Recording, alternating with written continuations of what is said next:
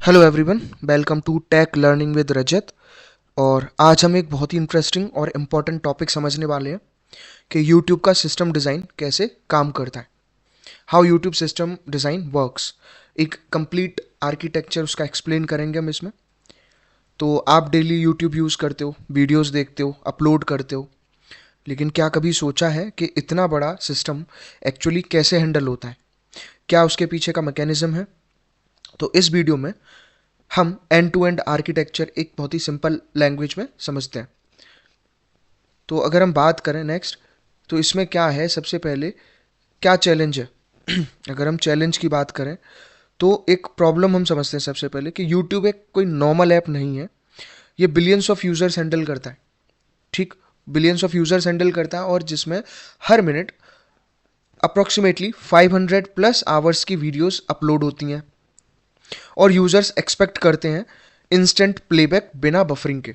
ठीक है, मतलब इतने नंबर ऑफ आवर्स की वीडियोस अपलोड होने के साथ साथ यूज़र्स की एक्सपेक्टेशन ये भी है कि वीडियोस प्रॉपरली प्ले हो, कोई बफरिंग उसमें ना हो। तो चैलेंजेस क्या हैं?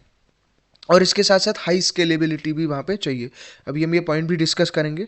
तो चैलेंजेस बेसिकली ये हैं कि जो बहुत लार्ज अमाउंट ऑफ डेटा है, ह्यूज डेटा, हाई ट्रैफिक और स्मूथ एक्सपीरियंस कैसे मेंटेन करके रखना है। ये कुछ रियल लाइफ चैलेंजेस हैं। तो क्वेश्चन ये है कि how does YouTube handle this skill? तो यूट्यूब ये सब मैनेज करता कैसे है? तो अगर आप नेक्स्ट देखोगे तो यहाँ पे एक आपको डायग्राम शो हो रहा है प्रॉपर। ये core system challenges and architecture का है जो अभी हमने देखा। ठीक है, यानी कि आपके बिलियंस ऑफ यूजर्स हैं वर्ल्ड वाइड, जिसमें क्या है, मासिव यूजर क्लस्टर आपको दिखेगा। और ये सब कौन हैंडल करता है? Load balancers. अभी इसके बारे में हम देखेंगे। और इसके साथ साथ में अगर हम देखें तो बहुत सारा वीडियो कंटेंट अवेलेबल होता है, डिफरेंट डिफरेंट वीडियो साइजेस हैं। और तो अप्रोक्सीमेटली 500 प्लस आवर्स का वीडियो अपलोड होता है। ठीक है, एट एवरी मिनट। तो कैसे उसका इंजेशन होता है, क्या प्रोसेस है, उसके अलावा कैसे इंस्टेंट प्लेबैक रिक्वायर्ड है, कैसे सीडीएन काम करता है, और कैसे इलास्टिसिटी वहाँ पे अवेलेबल है, यानी कि हाई स्केलेबिलिटी हम कैसे दिखाएंगे with the help of microservices और dynamically auto scaling server groups. तो ये सारी चीज़ें हम इसमें देखते हैं। ठीक है, तो सबसे पहले हम डिस्कस करेंगे इसका high level architecture. High level architecture क्या होता है बेसिकली? तो अब अगर मैं आपको इसका हाई लेवल आर्किटेक्चर अगर दिखाऊं, तो इसका अगर हम फ्लो भी देखेंगे, ठीक है, तो इसके फ्लो में सबसे पहले आपको यूज़र मिलेगा। यूज़र के बाद मिलता है आपका सीडीएन। सीडीएन से जाती हैं चीज़ें बैकएंड पे, और बैकएंड से जाती हैं आपके डेटाबेस पे। ठीक है, तो जैसे आपको ये स्ट्रक्चर दिख रहा होगा इसका सिस्टम कंपोनेंट आर्किटेक्चर में, जैसे यहाँ पे आपको ये दिख रहा होगा, लेकिन इससे पहले हाई आर्किटेक्चर में ये पॉइंट्स हैं। अब इसमें क्या होता है, अगर हम इसको स्टेप बाय स्टेप समझेंगे तो, कि यूज़र रिक्वेस्ट भेजता है। यूज़र का काम क्या है? रिक्वेस्ट भेजने का। तो जैसे यहाँ पे आप डायग्राम देखेंगे तो multiple thousands of lakhs of users होते हैं जो क्या करते हैं? रिक्वेस्ट भेजते हैं। ठीक है, तो इनसे बनता है आपका एक मैसिव यूज़र क्लस्टर। और जब ये यूज़र रिक्वेस्ट भेजते हैं तो सीडीएन से कंटेंट डिलीवरी होती है, यानी कि जो सीडीएन का काम है वो कंटेंट डिलीवर करने का। जो यूज़र ने रिक्वेस्ट करा है उस कंटेंट को डिलीवर करना, एक आसान भाषा में अगर हम इसको समझें तो। और फिर बैकएंड का काम क्या है? वो लॉजिक को प्रोसेस करता है। जो बैकएंड का काम है वो लॉजिक को प्रोसेस करने का है। और डेटाबेस का काम क्या होता है? डेटाबेस का काम होता है डेटा को फेच करना। ठीक है, तो जैसे यहाँ पे आप देखोगे यूजर्स का फ्लो है, वो सीडीएन में जा रहे हैं, सीडीएन रिस्पॉन्स दे रहा है उनका, एक तरह से रिक्वेस्ट जा रहा है, चंक में रिक्वेस्ट जाती हैं, प्रॉपर कंटेंट डिलीवरी हो रहा है। ठीक है, वीडियो इंजेक्शन की प्रोसेस है। तो एक प्रॉपर एक आर्किटेक्चर यहाँ पे डिफाइंड है। और डेटाबेस का जो भी काम है, database and distributed storage etcetera. ठीक, तो ये सब था इसका हाई लेवल आर्किटेक्चर।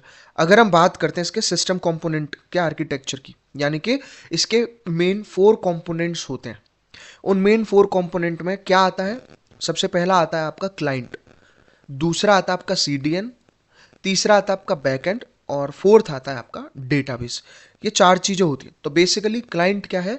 क्लाइंट एक यूज़र इंटरफेस है। यूज़र यहीं से इंटरेक्ट करेगा, यहीं से रिक्वेस्ट करेगा, और यहीं पे उसको रिस्पॉन्स भी मिलेगा। तो ये एक यूज़र इंटरफेस है। और सीडीएन एक आपका कंटेंट डिलीवरी नेटवर्क सिस्टम होता है। ठीक है, बैकएंड लॉजिक हैंडल करता है, और डेटाबेस डेटा को स्टोर करता है, जो भी आपकी वीडियोस वगैरह रहेंगी वो सब। तो ये सब मिलकर एक प्रॉपर सिस्टम बनाते हैं, इसीलिए इनको मेन कोर कंपोनेंट्स बोला जाता है सिस्टम आर्किटेक्चर का।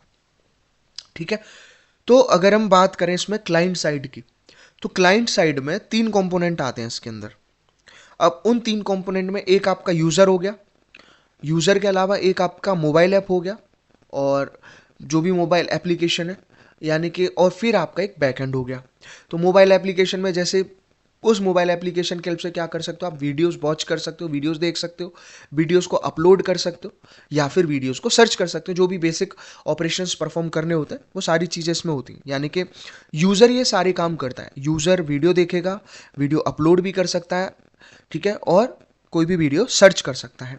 तो ये इसका फ्लो रहता है, और यही सिस्टम का एक एंट्री पॉइंट भी है। जो क्लाइंट साइड होता है बेसिकली, वो सिस्टम का आपका एक एंट्री पॉइंट होता है। तो ये उसका डिटेल्ड आर्किटेक्चर व्यू है। ठीक है, जिसमें क्या है, अगर यूज़र क्लस्टर, यहाँ पे अगर आप देखोगे तो पहला पार्ट है कि यूज़र का क्लस्टर एंड एक्सेस, यानी कि ग्लोबल यूज़र बेस है, बिलियंस ऑफ यूज़र्स हैं जो यूट्यूब पे ऑपरेट कर रहे होंगे। तो आपकी जो मल्टीपल डिवाइसेस हैं, चाहे लैपटॉप है, स्मार्ट टीवी है, कोई वर्चुअल रियलिटी डिवाइस है, फ़ोन है, एक्सेट्रा, तो ये बिलियंस ऑफ यूज़र्स हैं। तो ये प्रॉपरली इनकी जो रिक्वेस्ट है वो स्ट्रीम होके जाती है, वो कहाँ जाती है, आपके मोबाइल ऐप आर्किटेक्चर में। ठीक है, जिनको हम बेसिकली माइक्रो एप्लीकेशन लॉजिक बोलते हैं। अब उन माइक्रो एप्लीकेशन लॉजिक के अंदर बहुत सारी चीज़ें होती हैं। वीडियो लेयर को देखना, जिसमें वीडियो प्लेयर हो सकता है, फैचर को मैनिफेस्ट करना, प्री फैच करना, एडेप्टिव स्ट्रीमिंग लॉजिक, ये सारे कुछ कॉन्सेप्ट रहते हैं वीडियो लेयर के अंदर। और अगर हम वीडियो के अपलोड की बात करते हैं, तो वीडियो अपलोड में क्या है कि वीडियो अपलोड करने के लिए बहुत सारे मैकेनिज्म काम करते हैं। वीडियो को कंप्रेस करना होता है, मेटा डेटा को कलेक्ट करना होता है, और कोई अपलोड अगर रिज्यूम कर रखा है तो, सॉरी, पॉज कर रखा है, तो उस अपलोड को रेज्यूम भी करना होता है। और अगर हम सर्च की बात करें तो सर्च में बहुत सारी चीज़ें आती हैं। क्वेरी फॉर्मेटर है, लोकल हिस्ट्री कैशे है, और सर्च आगे क्या सर्च कर सकते हैं, वो सारी चीज़ें इसमें आती हैं। तो ये बेसिकली मोबाइल ऐप आर्किटेक्चर के इंटरनली भी बहुत सारे कंपोनेंट होते हैं। नेक्स्ट अगर हम देखें तो वो आता है आपका back and infrastructure and micro services. तो बैक एंड इंफ्रास्ट्रक्चर और माइक्रो सर्विसेज के अंदर क्या है कि जो ग्लोबल क्लाउड या मल्टी रीजन पार्ट है, ठीक है, जिसमें ये सारी चीज़ें आती हैं कि वीडियो का जो इंजेक्शन पाइपलाइन है, एसेट स्टोरेज है, एनालिटिकल करेक्टर, तो बहुत सारा ये इस तरह से मैकेनिज्म काम करता है। ऑथेंटिकेशन सर्विस है, सीडीएन देखेगा उस सारी चीज़ को। तो इस तरह से एक बेसिकली उसका एक डिटेल्ड आर्किटेक्चर व्यू है। फिर अगर हम बात करें आगे, तो फिर आगे और क्या मिलता है आपको, जो भी उसका एक आर्किटेक्चर और ट्रैफिक राउटिंग होता है इसमें। यानी कि अगर हम बात करें कि सीडीएन के लिए सबसे इंपॉर्टेंट क्या होता है, ठीक है, देखो, सबसे पहले जो सीडीएन के लिए अगर हम इंपॉर्टेंट टॉपिक्स की यहाँ पे बात करें, तो यहाँ अगर देखोगे तो यूज़र का क्लस्टर है, जो हम ऑलरेडी क्लियर कर चुके हैं। तो यूज़र के क्लस्टर में क्या आपको बिलियंस ऑफ यूज़र्स मिलते हैं। अब बिलियंस ऑफ यूज़र्स में आपको क्या मिलेगा, उसका क्लस्टर का एक्सेस। तो ये आर्किटेक्चर ऑलमोस्ट सिमिलर है, जो भी मैंने बताया कि आपको डेटा वहाँ पे स्टोर करना है। तो अभी मैं इससे पहले अगर हम बात करते हैं बैक एंड आर्किटेक्चर की, ठीक है, तो बैक एंड अच्छा, और जो इसमें इंपॉर्टेंट पार्ट और क्या है कि अगर आप बैक एंड आर्किटेक्चर की बात करोगे, उससे पहले सीडीएन में क्या क्या चीज़ें आपको मिलती हैं कि बेनिफिट जो होते हैं, तो फास्ट लोडिंग होती है, लो लेटेंसी होती है, और बफरिंग ऑलमोस्ट ज़ीरो होती है, नो बफरिंग। तो इसी वजह से क्या है कि यूट्यूब काफ़ी फास्ट रहता है, यूट्यूब बहुत ज़्यादा फास्ट रहता है। अब नेक्स्ट अगर आप देखोगे यहाँ पे, तो बैकएंड की अगर हम बात करें, इसकी बैकएंड आर्किटेक्चर की, ठीक है, तो बैकएंड आर्किटेक्चर में बेसिकली क्या आता है कि यहाँ आप अगर देखोगे तो बैकएंड में क्या है, ये एक ऐसा सिस्टम है जो क्या क्या चीज़ें हैंडल करेगा, ऑथेंटिकेशन हैंडल करेगा, वीडियो का मेटा डेटा हैंडल करेगा, और जो रिकमेंडेशन लॉजिक है वीडियोस का, उन रिकमेंडेशन लॉजिक को भी वो हैंडल करता है। ठीक है, तो बैकएंड डिसाइड करता है कि कौन सा वीडियो यूज़र को दिखाना है और कौन सा वीडियो यूज़र को नहीं दिखाना है। यानी कि अगर आप इसका एक डायग्रामेटिक रिप्रेजेंटेशन यहाँ पे देखोगे, तो आप देख सकते हो कि जो, अगर हम बात करें, जो हमारा क्लाइंट साइड है, क्लाइंट है, उससे एपीआई रिक्वेस्ट जाती है। अब वो एपीआई रिक्वेस्ट कहाँ पहुँचती है, वो पहुँचती है आपके एपीआई सर्वर पे। और एपीआई सर्वर के अंदर आपको दो चीज़ें होती हैं, एक होता है आपका एपीआई गेटवे, और एक होता है लोड बैलेंसर, जिसका काम होता है ट्रैफिक को एनालाइज करना, कितना ट्रैफिक है। तो एपीआई सर्वर के जो दो कंपोनेंट है आपके, एपीआई गेटवे और लोड बैलेंसर, ये मिला के क्या करते हैं, ये सर्विसेज देते हैं। अब उन सर्विसेज में क्या, इन्हीं सर्विसेज को वापस किया जाता है क्लाइंट को, और वो सर्विसेज में आपको क्या क्या चीज़ें होती हैं, ऑथेंटिकेशन सर्विसेज होती हैं, ठीक है, मेटा डेटा सर्विसेज होती हैं, और रिकमेंडेशन सर्विसेज होती हैं। इसके अलावा और अगर हम देखें तो जो ऑथेंटिकेशन सर्विस है और जो मेटा डेटा सर्विस है वो कनेक्ट होती हैं सीधे डेटाबेस से जाके। अब डेटाबेस आपका चाहे एसक्यूएल टाइप का यूजर डेटा हो सकता है, आपका नो एसक्यूएल हो सकता है मेटा डेटा के लिए, मतलब एसक्यूएल को आप यूजर डेटा के लिए वहां पे यूज करा जा रहा है और नो एसक्यूएल को मेटा डेटा के लिए किया जा रहा है। बेसिकली ऑथेंटिकेशन का मतलब यही होता है कि सही पर्सन तक वो चीज़ जा रही है या नहीं जा रही। तो रिकमेंडेशन सर्विस में और क्या होता है, रिकमेंडेशन सर्विस किस पे बेस्ड होती है, उसकी कैशे मेमोरी पे, और जो मैसेज क्यू है किस तरह का वो मैसेज करता है, किस तरह की रिक्वेस्ट वो परफॉर्म कराना चाह रहा होता है, वो सारी चीज़ें उसके अकॉर्डिंग वहाँ पे डिफाइन होती हैं। अब नेक्स्ट अगर हम देखें तो वो है हमारा डेटाबेस आर्किटेक्चर। अब डेटाबेस आर्किटेक्चर बेसिकली क्या है, हमको पता होता है कि डेटाबेस में क्या क्या चीज़ें स्टोर होती हैं। सिंपली डेटाबेस में स्टोर होता है आपका यूज़र का डेटा, वीडियो की डिटेल्स, कमेंट्स, ये सारी चीज़ें डेटाबेस में स्टोर होती हैं। इसके अलावा क्या इंपॉर्टेंट पॉइंट होता है कि जो एक्चुअली वीडियो होती हैं, जो वीडियो फाइल्स होती हैं, कौन सी एक्चुअल वीडियो फाइल्स, वो डेटाबेस में स्टोर ही नहीं होती हैं। ठीक है, डेटाबेस में, ये समझ रहे हैं आप, एक्चुअल वीडियो फाइल डेटाबेस में स्टोर ही नहीं होती हैं, वो डिस्ट्रीब्यूटेड स्टोरेज में स्टोर होती हैं। ठीक है, तो बैकएंड का काम क्या होता है, वो एक डेटाबेस क्लस्टर से कम्युनिकेट करता है और उस डेटाबेस क्लस्टर के अंदर कुछ कंपोनेंट्स होते हैं, जिसमें आता है आपका डेटाबेस का सर्वर क्लस्टर, जिसमें एसक्यूएल और नो एसक्यूएल दोनों तरह का डेटाबेस यूज होता है, जो जहाँ से क्या रिक्वेस्ट और रिस्पॉन्स मिलता है कि रीड राइट का जो ऑपरेशन है वो परफॉर्म करना, नोट्स को रेप्लिकेट करना। ठीक है, तो जैसे यूजर डेटा है वो एसक्यूएल फॉर्मेट में है, जो वीडियो का मेटा डेटा है वो नो एसक्यूएल फॉर्मेट में है, और जो कमेंट्स होते हैं वो भी नो एसक्यूएल फॉर्मेट में होते हैं। तो डेटाबेस सर्वर क्लस्टर से भी आपको एक कैश मेमोरी मिलती है और कमेंट्स भी आपका कैश में और मैसेज क्यू में जाता है, जिससे रिकमेंडेशन सिस्टम तैयार होता है। तो बेसिकली जो वीडियो फाइल्स होती हैं वो सेपरेटली स्टोर करे जाते हैं। ठीक है, तो ये था आपका डेटाबेस का बेसिक कंपोनेंट स्ट्रक्चर। अगर हम बात करते हैं end to end pipelining diagram की, यहाँ पे अगर हम बात करें, ठीक है, तो उस एंड टू एंड पाइपलाइनिंग का जो डायग्राम है उसका अगर आप फ्लो देखोगे तो यूज़र है, यूज़र का कम्युनिकेशन बैकएंड से है, फिर बैकएंड प्रोसेसिंग करता है और प्रोसेसिंग करने के बाद स्टोरेज, और स्टोरेज के बाद वो जाता है सीडीएन में, जहाँ से नेट जो कंटेंट है वो डिलीवर होता है। ठीक है, तो अब इसके अंदर क्या क्या है कि एक कंटेंट क्रिएटर है, अगर हम यूट्यूब की बात करते हैं तो या तो आपके पास एक कंटेंट क्रिएटर है जो अपना उसका एक यूट्यूब चैनल है या अपना कंटेंट क्रिएट कर रहा है, या फिर व्यूअर है। ठीक है, तो वो किससे कम्युनिकेट करता है, वो एप्लीकेशन सर्वर से कम्युनिकेट करता है। और फिर जो प्रोसेसिंग पार्ट है, प्रोसेसिंग पार्ट में कुछ मैकेनिज्म रहते हैं, ट्रांसकोडिंग हुआ, एनालिसिस हुआ, या फिर मेटा डेटा हुआ, और वो फिर स्टोरेज में जाके उसको एक स्केलेबल ऑब्जेक्ट में जाके वो चीज़ें स्टोर होती हैं, और वहाँ से स्केलेबिलिटी से वो चीज़ें जाती हैं आपके कंटेंट डिलीवरी नेटवर्क के अंदर। ठीक है, तो ये चीज़ हुई। अब जो प्रोसेसिंग की बात करें, जो स्टोरेज की बात करें, वहीं से आपका मैसेज क्यू रेडी होता है स्टोरेज से, और ये होता है आपके एसिंक्रोनस टास्क, यानी कि सेम टाइम पे पैरेलली बहुत सारे टास्क एग्जीक्यूट करे जा सकते हैं उसमें, और डेटाबेस कैशे वहाँ पे भी अवेलेबल होता है। यानी कि अगर यहाँ पे हम बात करें इन चीज़ों की, तो इसमें आपको क्या क्या मिलेगा कि एक अपलोड रिक्वेस्ट जाती है और बैकएंड उसको रिसीव करेगा, तो उसकी प्रोसेसिंग होती है, स्टोरेज में वो सेव होगी और सीडीएन पर जाके डिस्ट्रीब्यूट हो जाएगी, तब वीडियो ग्लोबली अवेलेबल होता है। अगर हम बात करते हैं वीडियो अपलोड करने की, तो ये मैकेनिज्म उसमें रहता है। तो अगर हम बात करें वीडियो प्रोसेसिंग की, तो वीडियो प्रोसेसिंग में क्या क्या स्टेप्स होते हैं, सिंपल टर्म्स में ये 4-5 जो स्टेप हैं यहाँ पे, कि वीडियो अगर आप सिंपली भी देखोगे नॉन टेक के फॉर्म में, तो वीडियो पहले अपलोड होगी, कोई कंटेंट क्रिएटर उसको अपलोड करेगा, और उसको अपलोड करने के बाद में वो वीडियो होती है कंप्रेस। ठीक है, उसका साइज किया जाता है, मतलब डेटा का रिडक्शन किया जाता है, जिसको हम बोलते हैं बैंडविड्थ ऑप्टिमाइजेशन। ठीक है, अब ये करने के बाद में और क्या पॉइंट्स होता है, फिर उसके बाद ट्रांसकोडिंग होती है।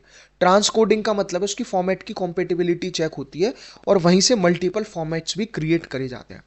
ठीक है, मल्टीपल फॉर्मेट क्रिएट करे जाते हैं, और फिर बात आती है आपके रेजोल्यूशन की, जिसको हम बोलते हैं मल्टी रिजोल्यूशन स्केलिंग या फिर प्लेयर ड्रिवन सिलेक्शन। ठीक है, कि हमको जैसे ऑप्शन होता है कि हम वीडियो की क्वालिटी मैनेज कर सकते हो, तो वो सारी चीज़ें जो लेयर होती है एक मल्टी रिजोल्यूशन स्केलिंग, वो यहाँ पे परफॉर्म होती है। आप चाहो तो 360 पिक्सल पे, 480 पे, फॉर एग्जाम्पल 720, 1080, अल्ट्रा 4K, किसी भी रेजोल्यूशन में वीडियो को देख सकते हो। वो डिपेंड करता है आपके अपलोडेड वीडियो की क्वालिटी पे भी। ठीक है। और क्या प्रोसेस होता है वीडियो प्रोसेस में? थंबनेल जनरेट होता है। या तो आप अपना थंबनेल अपलोड करते हो, नहीं वीडियो में से ही आपको एक थंबनेल भी मिल जाता है। तो बेसिकली उस वीडियो से आपको एक स्टैटिक इमेज जनरेट होकर मिलती है, जिसको आप एक प्रीव्यू क्रिएशन भी बोल देते हो। तो ये सब स्ट्रीमिंग ऑप्टिमाइज करने के लिए होता है। ऐसे ही क्या है कि जो कंप्रेशन की प्रोसेस है वो मेटा डेटा से ही कम्युनिकेट करती है, और जो आपका ट्रांसकोडिंग और रेजोल्यूशन वाला पार्ट है वो फास्ट असेट रिट्रीवल के लिए असेट कैशे मेमोरी का यूज करता है। तो अब ये था इसमें पॉइंट। नेक्स्ट अगर हम बात देखें यहाँ पे, तो वो आता है आपका एंड टू एंड स्ट्रीमिंग की। अगर हम बात करते हैं तो एंड टू एंड स्ट्रीमिंग में आपका जो फ्लो रहता है वो रहता है यूजर से बैकएंड पे, बैकएंड से सीडीएन पे, और सीडीएन से वो रहेगा वीडियो प्लेयर पे। ठीक है। तो इसमें बेसिकली क्या है कि यूज़र क्लिक करता है, यूज़र क्लिक करेगा और बैकएंड रिक्वेस्ट हैंडल करेगा, सीडीएन को रीडायरेक्ट कर देगा, और सीडीएन को रीडायरेक्ट करने के बाद वीडियो स्ट्रीम होती रहेगी। ठीक है। तो बेसिकली इसमें इंपॉर्टेंट ये है कि वीडियो सीडीएन से आती है, बैकएंड से नहीं आती। हमेशा याद रखना, वीडियो कंटेंट डिलीवरी नेटवर्क से हमको मिलती है। ठीक है। चलिए, अब नेक्स्ट जो पार्ट है इसमें, यही सारी चीज़ें थी इसमें end to end streaming diagram में। अब नेक्स्ट इसमें जो बात आती है वो आती है लोड बैलेंसिंग की। ठीक है। तो लोड बैलेंसिंग का क्या आर्किटेक्चर यहाँ पे हो सकता है, एक बहुत बड़ा सा डायग्राम आपको दिख रहा होगा यहाँ पे। तो लोड बैलेंसर जो बेसिकली काम करता है, लोड बैलेंसर का काम होता है ट्रैफिक को मैनेज करना, ट्रैफिक मैनेज करता है। अब इसके बेसिक फ्लो की अगर हम बात करें तो यूज़र जाएगा आपके लोड बैलेंसर में, और लोड बैलेंसर जाएगा सर्वर में। ठीक है। यानी कि अगर एक सर्वर बिजी है तो रिक्वेस्ट दूसरे सर्वर पर जाती है, और सिस्टम हमेशा स्टेबल रहता है।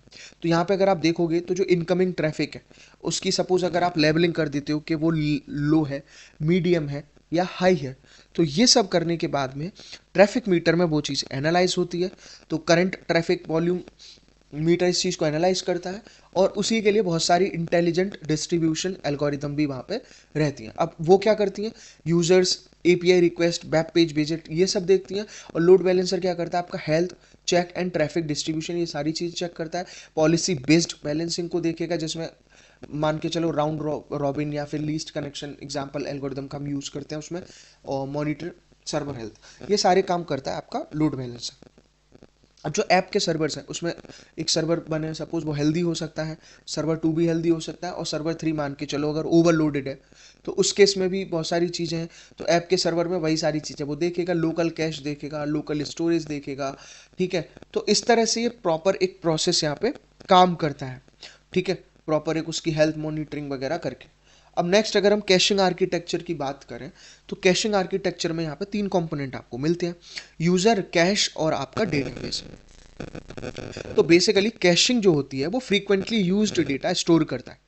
ठीक है। तो जो फ्रीक्वेंटली यूज्ड डेटा रहेगा, फ्रीक्वेंटली यूज में कुछ भी आ सकता है कि आप मान के चलो आप एक मैथमेटिक्स से रिलेटेड वीडियो देखते हो, या फिर आपको मान के चलो कॉमेडी वीडियोस देखने का मन करता है, या फिर आप हैबिचुअली वो सारी चीज़ें देखते हो, तो आपको कंटेंट उसी तरह का सजेस्ट किया जाता है वहाँ पे। तो फ्लो यही है इसका, यूज़र से कैश और डेटाबेस।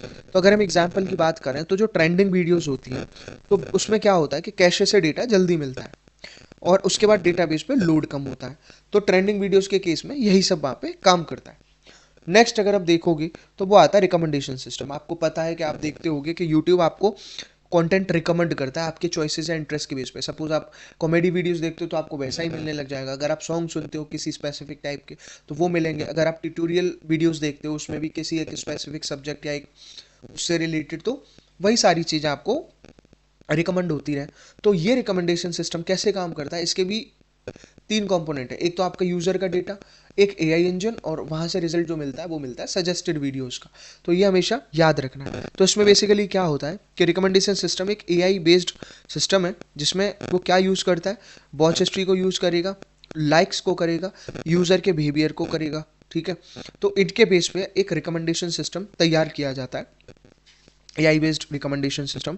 और इसके अलावा और क्या काम है इसमें कि इसी वजह से यूट्यूब काफ़ी एडिक्टिव लगता है। एडिक्टिव मतलब यूट्यूब पे हम सबसे रिलायंट और सबसे मोस्ट सक्सेसफुल अगर कोई वीडियो प्लेटफॉर्म है तो वो यूट्यूब ही है।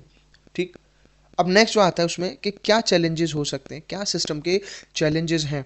तो वो चैलेंजेस यहाँ पे 3 पार्ट में हम डिफाइन कर सकते हैं कि एक स्टोरेज से रिलेटेड है, एक ट्रैफिक से रिलेटेड है, और एक लेटेंसी से रिलेटेड है। यहाँ पे 3 चैलेंजेस की हम बात कर रहे हैं। तो सबसे पहले अगर हम स्टोरेज की बात करें तो एक ह्यूज स्टोरेज का चैलेंज रहता है, डेटा बहुत ज़्यादा होता है। यानी कि हाई डेटा वॉल्यूम। दूसरा क्या, शार्डिंग डिफिकल्टीज है और कैपेसिटी लिमिट की वजह से ये चैलेंजेस रेज होते हैं। दूसरा जो ट्रैफिक की अगर हम बात करें तो ट्रैफिक क्या है, एक बहुत हाई ट्रैफिक होता है, यानी कि एक क्योटिक फ्लो बन जाता है, ठीक है, क्योंकि बहुत millions of users YouTube use कर रहे हैं और एक अनएक्सपेक्टेड स्पाइक वहाँ पे देखने को मिलता है और नेटवर्क में बॉटलनेक हो जाता है। पहले तो बहुत लार्ज अमाउंट ऑफ डेटा होता है बट उसे एग्जीक्यूट करने के टाइम पे वो लिमिटेड डेटा ही एक्सेप्ट कर रहा है, ठीक है। और लेटेंसी की अगर हम बात करें यहाँ पे तो लेटेंसी में क्या चीज़ आती है आपके, लो लेटेंसी है, ठीक है, यानी कि राउंड ट्रिप टाइम है, मल्टी रीजन डिलेज हैं और बफरिंग है, ये इश्यूज यहाँ पे रहते हैं। ये जो कुछ चैलेंजेस हैं यूट्यूब के, वो मेन 2-3 चैलेंजेस हम देख रहे हैं। अब नेक्स्ट अगर हम टेक्नोलॉजी स्टैक की बात करते हैं इस चीज़ में, तो टेक्नोलॉजी स्टैक में जो सबसे पहली ही और इंपॉर्टेंट टेक्नोलॉजी यूज होती है वो है CDN। CDN, as I already explained, CDN is content delivery network, या फिर सिंपली इसको कंटेंट डिलीवरी भी बोल देते हैं, जिसमें क्या है कि एज सर्वर हुआ, ग्लोबल कैशिंग, स्केलेबल स्टोरेज और परफॉर्मेंस फोकस, ये सारी चीज़ें वहाँ पे रहती हैं। दूसरा जो पॉइंट है इसमें वो माइक्रो सर्विसेज का है। तो माइक्रो सर्विसेज में क्या है कि इंडिपेंडेंट सर्विसेज है। इंडिपेंडेंट सर्विसेज के अलावा क्या है कि डिकम्पोजिशन है, कम्युनिकेशन है और स्पेशलाइज्ड इंडिपेंडेंट डिप्लॉयमेंट होता है। ये सारी चीज़ें यहाँ पे देखने को मिलती हैं। तो डिस्ट्रीब्यूटेड सिस्टम एक रेजिलियंट और स्केलेबल प्रोसेस वहाँ पे रेडी करते हैं, ठीक है। और इनका और क्या क्या काम है इसमें, डेटा रेप्लिकेशन का है, फॉल्ट टॉलरेंस का काम है, कंसिस्टेंसी का काम है और हाई अवेलेबिलिटी, ठीक है। तो ये सारी चीज़ें इसके अंदर रहती हैं, ठीक है। और अगर हम बात करते हैं एक सिस्टम फ्लो की, तो सिस्टम फ्लो में यूट्यूब का सिस्टम फ्लो कैसे काम करेगा, उस सिस्टम फ्लो में यही चीज़ आती है कि वीडियो, एक रॉ वीडियो उसको अपलोड किया जाता है, फिर वह प्रोसेस होती है, तो उस प्रोसेस को बोल देते हैं हम like transcoding, Meta data indexing बोल दो या ट्रांसकोडिंग बोल दो। उसके अलावा स्टोरेज होता है।